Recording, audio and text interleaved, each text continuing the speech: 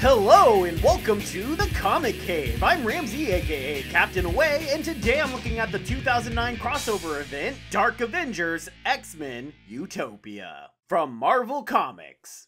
The 2000s were a time of major change in the Marvel Universe, probably due to the company trying to reinvent itself after nearly going out of business following the comics collapse of the 90s. This led to a ton of major story events happening that often drastically changed the status quo for the Marvel Universe, like the disastrous Secret War in Avengers Disassembled, which would build into the superhero Civil War. Fallout from Civil War would include the Superhuman Registration Act, where only heroes licensed with the government could use superpowers, and that led to things like the Thunderbolts, a group comprised of supercriminals essentially play acting as superheroes, though they were officially licensed by the government and run by OG Green Goblin Norman Osborn himself, of all people. Osborn and his Thunderbolts would then distinguish themselves during the Secret Invasion, while trust in the Avengers was eroded, leaving Osborn to take control and create his own Avengers, the Dark Avengers. They're so dark.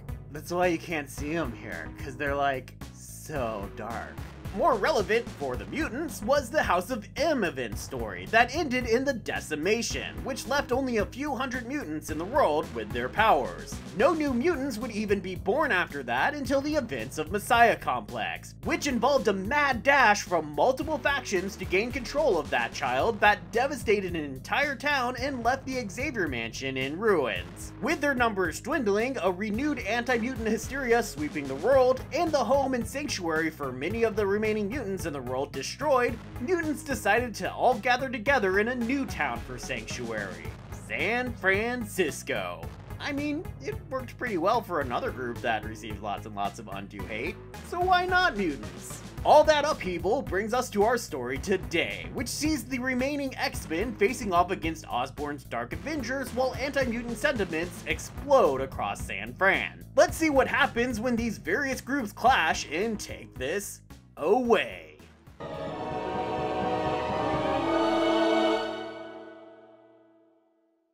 The comic opens on Simon Trask and a large group of protesters marching across the Golden Gate Bridge into San Francisco. And I'm not gonna lie, you guys, this is seriously the first panel of the comic, and I already kind of am in love with it. What I love is how the narration box tells us that Simon Trask can't help but smile when he thinks of all he's accomplished, and this is how the artist, who here is longtime X-Men veteran Mark Silvestri, depicts that. This face right here. This is Trask smiling. Sure, you could say to yourself, well, maybe you just can't see him smiling behind the obvious mistake that is that mustache. And fair point, that is a bad mustache. But I think this barely amused expression just hinted at on his features is exactly the right move, because it portrays so much about the character. A sense of self-righteousness, a sense of purpose, a sense that he feels that this is what he's owed, without the narration having to do any of that work. And not to go on about Trask and his mustache for too long, but this is what is so great about comic books. No other form of media that exists, not one, could do this so perfectly. A movie couldn't have the narration and have it work so naturally with a specific expression, and books wouldn't have the perfect visual to coincide with whatever words were being spoken. Man, I love comics. I'm sure that's a surprise to all of you. Anyway, there is a story here, and it's not just about Trask and his mustache. Simon Trask is the brother of Bolivar Trask, a man so angry at mutants, which, let's be honest, is probably just misdirected rage for being given the first name of Bolivar, that he developed the infamous Sentinels, the mutant-stomping robots that have caused so much trouble for various X-heroes throughout the years. But Simon, who doesn't have as much of an excuse for rage considering his much more normal first name, has done a fair job of his own of being a thorn in the side of mutants everywhere. Over the years, he has led various mutant-hating leagues of humans under a few different names, and most currently, that is the group he leads in the march here named Humanity Now. Because I guess they were kicked out of Humanity yesterday and Humanity tomorrow. Humanity Now, it's always got that exclamation point, is a group that's angry over the events of Messiah Complex, and how the birth of a single mutant baby resulted in the destruction of an entire town of people, and they want to prevent such tragedies from ever occurring again by making it illegal for mutants to breed, much like what happened in the future of Days of Future Past. Say that 5 times fast. Now, the Ramsey of 10 years ago would say that this was a stupid political argument that would never happen in real life because mutants aren't only born to other mutants. That's why we have mutants in the first place. Mutation is a natural part of life.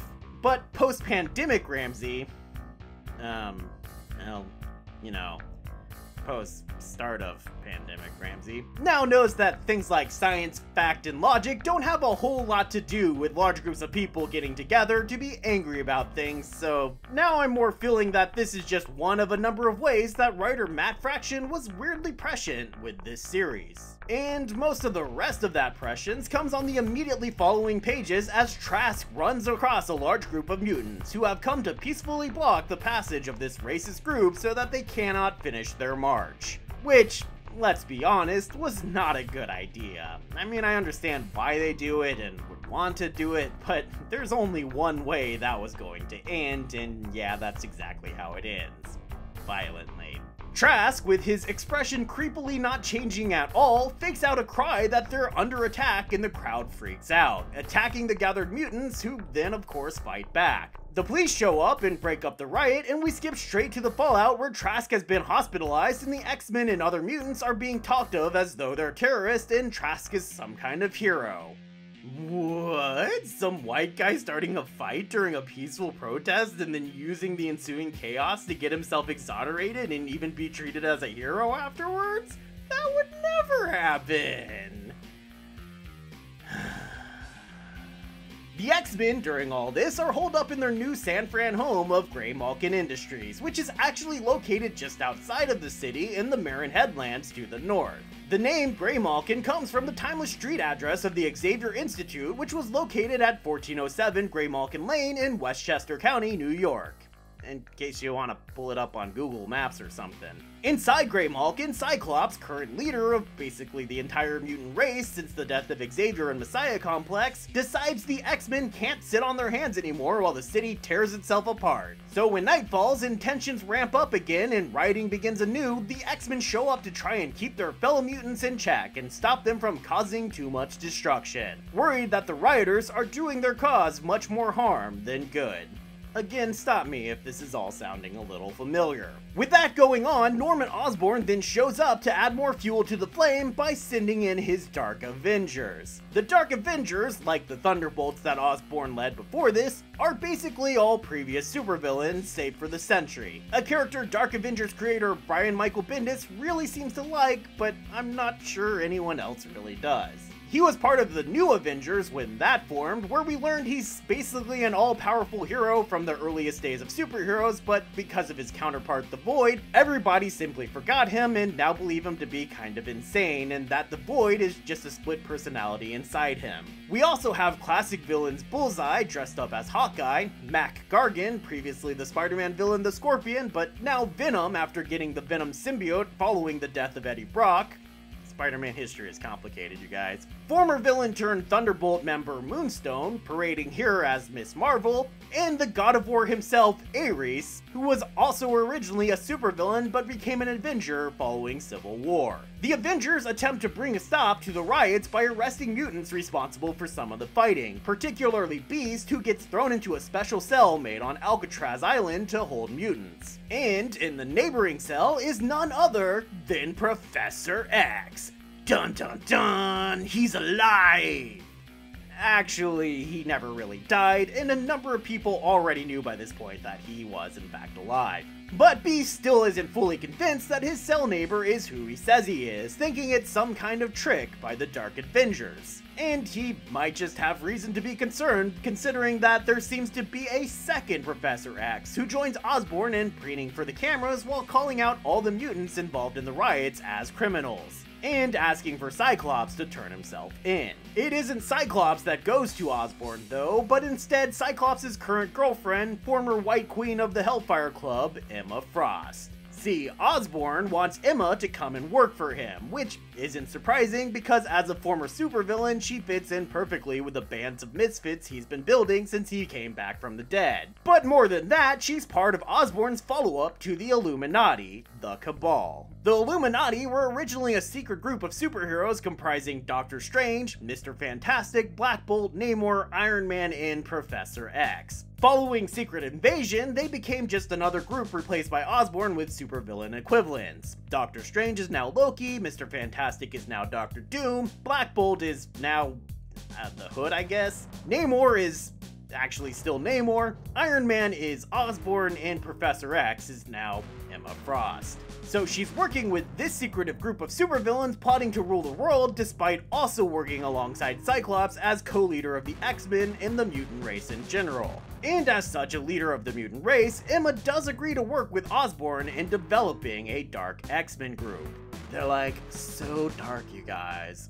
The Dark X-Men, like the Dark Avengers, are various supervillains now deputized as X-Men. This includes the non-mutant Cloak and Dagger, which Osborn justifies by saying that most of the public don't know if they're mutants or not and treats them much like mutants are treated anyway, and honestly, he's not all that wrong. There's also Mimic, who has been sort of an off-again, on-again hero and villain and has the power to, get this, mimic other people's superpowers. There's also Daken, son of Wolverine, a self-absorbed sadist who also, as I failed to mention earlier, is on the Dark Avengers, leading to a very meta joke where someone asks how many teams Wolverine can be on anyway.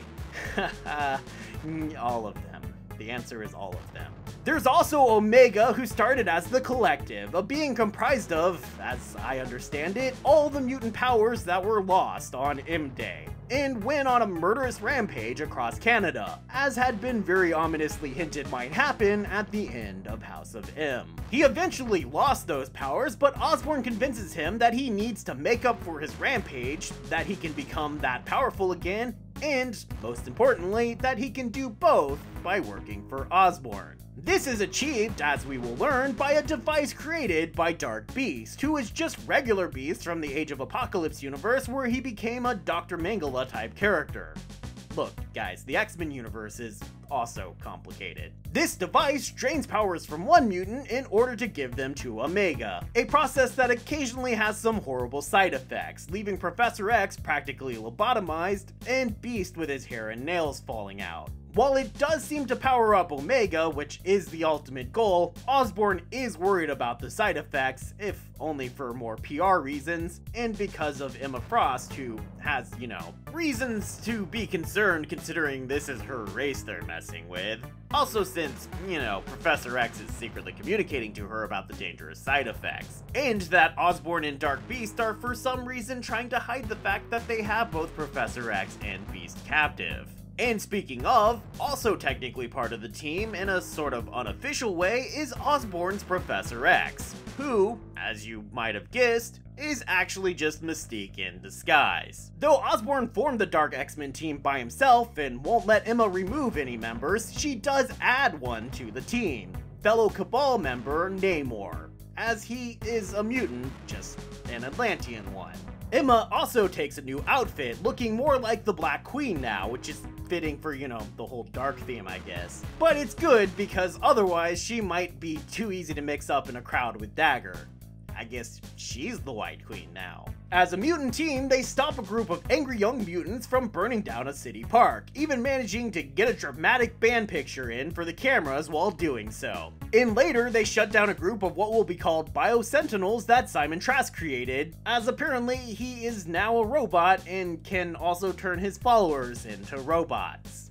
Yeah, I don't know. They completely gloss over it. Cyclops doesn't seem that worried or surprised at Emma's betrayal though, instead taking this as a cue to finally go speak with Osborn, and he shows up to their meeting on a freaking jetpack. Oh man, I never thought I'd see Cyclops do something in style. Nice. The conversation doesn't go as Osborn hoped, as instead it's just Cyclops telling Norman to take his troops and go home. He gives Norman the chance to save face, to tell the media whatever he needs to tell them to make himself look good before leaving, but Osborn is convinced he has the upper hand here and the offer only succeeds at infuriating him. But while Osborn is busy worrying about the media and Dark Beast's power-draining machine, Cyclops is busy making plans. He has a team of his mutants watch Emma's Dark X-Men in action, saying that his team has been specifically assembled to deal with Emma's group, and that the Dark X-Men's biggest weakness is their failure to work as a team. I kind of feel like that's always the weakness of supervillain teams, but alright. Cyclops also asks one of the Stepford Cuckoos, the 3 psychic semi-clone daughters of Emma Frost, to deliberately get herself in trouble and get captured. This way, they're able to track where the mutant prisoners are being kept, since Osborn was deliberately keeping the Alcatraz location a secret, because I doubt the public would react well considering, you know, the history of Alcatraz. And Scott sends X-Force to bust the mutants out of jail. The prison gets alerted to the jailbreak, but Osborn is confident in his Dark X-Men and sends them on their own to deal with the problem. Only while Daken stops to do some posturing, Emma simply knocks him out, prompting Namor to do the same to Mimic. Cloak and Dagger, who had already talked about the possibility of running away earlier, cause, you know, that's kinda their thing, decide to take the real X-Men up on their offer, and with all the prisoners evacuated and the heroic side of the Dark X-Men joined up, everyone, and by everyone I mean all mutants living in San Francisco, evacuate the city to this giant rock they pulled out of the ocean. This giant rock, which they'll call Utopia, cause they're invoking the title, is actually Asteroid M, raised up from where it had crashed in the ocean after being destroyed way back in X-Men number 5. Which I'm sure we all totally remember. Which you'll need to, because they don't ever actually explain what this location is. They're just like, bam, here it is. Bam, we're all here. Cool. Enraged by the betrayal, Osborn suits up as Iron Patriot and brings the Dark Avengers along with the remaining Dark X-Men to attack the mutants at Utopia, kicking off the giant battle that was the point of this whole crossover to begin with. My favorite bit is X-23 fighting Daken, a showdown that turns out to be woefully short, especially when some of X-23's fellow young mutants show up to help her out. Much the same happens for Iceman teaming up with some others to face off against Mimic. As we saw earlier, Cyclops had specific plans for how to deal with the Dark X-Men, but he also hinted that he had a separate team ready to take down the Dark Avengers, and so we finally see that in action here. Wolverine, with his healing factor, faces off against Omega. Colossus takes on Venom since the symbiote seems to be unable to eat him. And Angel, slipping into his Archangel mode, simply removes Bullseye from the battle entirely, though we never actually see their fight at all. Namor similarly removes Sentry from the island, as he's apparently strong enough to actually trade blows with Sentry, which is pretty shocking honestly. But to really remove him from the fight, Emma Frost goes into his mind to let Robert Reynolds take back control of his body, and realizing the evil he's done, he simply flies away. This does come at the cost of Emma getting a sliver of the void trapped inside of her own brain. Last up is Ares, God of War, but Cyclops had a plan for that as well, and that plan was Dani Moonstar. Dani was the former New Mutant named Mirage until she lost her powers on M-Day. Still wishing to help, Cyclops sent her to Las Vegas to meet up with the goddess Hela, who, in a throwback to Dani's Valkyrie days, turns the former mutant into a new Valkyrie designed to bring a stop to gods, and so she shows up just in time to kick Ares' ass. Osborn, though, takes on Cyclops himself, but taking a page from Trask's playbook, Cyclops lets himself get beaten down, until Miss Marvel points out that if they want to win, they'll have to kill them all. And by all, I mean all.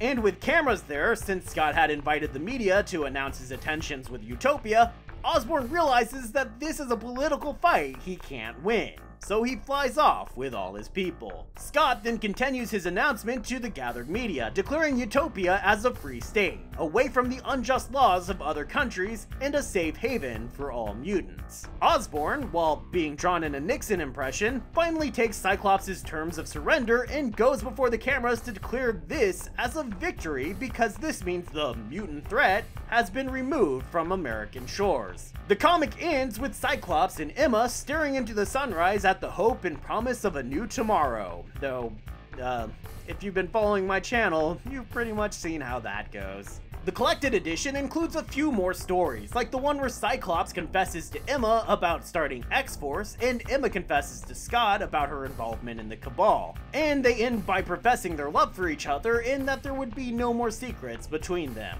There's also a story of Rogue and Gambit finally returning to the X-Men for the first time since the end of Messiah Complex, along with the physical manifestation of the Danger Room's intelligence, aptly named Danger, and they arrive just in time to get involved with the riots and have Rogue, quite fittingly, face off against the Dark Avengers, Miss Marvel. Some writer thought they were being hilarious with that one. There's also a bunch of stories showing how Osborn recruited the Dark X-Men, which might be more interesting if they weren't all the same story. Osborn shows up all high and mighty, the person in question is like, "Oh, you, a madman who dresses up like a goblin and throws pumpkin bombs?" Osborn then offers them some kind of vague carrot on a stick, and they suddenly turn around and accept. The end. The only interesting one of all of them is the last one that sees Osborn try to recruit former Alpha Flight member Aurora, who had a split personality disorder between a submissive personality and her Aurora personality. Osborn had a helmet design that not only would suppress the regular personality, but allow him to have basically control over Aurora. But Aurora reveals she actually has multiple personalities, and one of them is a sadomasochist, and so is able to get the torture helmet off and put it on Osborn instead, revealing the goblin still inside. And as that covers the comic, it's time for us to get a move on to the breakdown.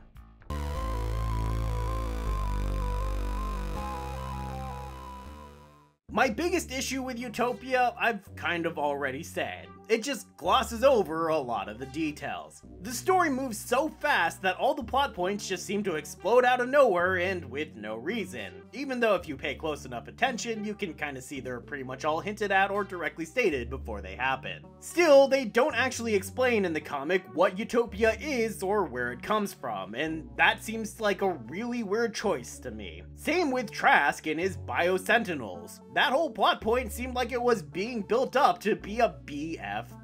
But instead it was just cleared from the slate halfway through the comic without much lasting consequence. Other than that though, I have little complaint here. Matt Fraction and the various artists do a great job of telling this story. It's relatable, it's understandable, it's prescient, and it's such a perfect example of an X-Men story through and through. It's got all the hallmarks. Lots of action, lots of cool mutant powers, lots of fights that didn't need to happen if people had just talked, and most importantly, lots of reflection on social issues.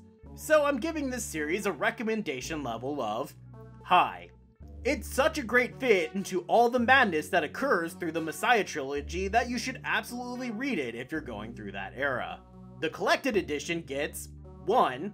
X-Men X symbol, which we'll say is a good thing, of course. It's not just the 6 issues of the main series, it's also those bonus issues giving extra background and info that I mentioned, and it includes a good-sized bonus cover gallery and a good collection of bonus art. This thing's over like 350 pages of yummy X-Men goodness in a single package. Yum.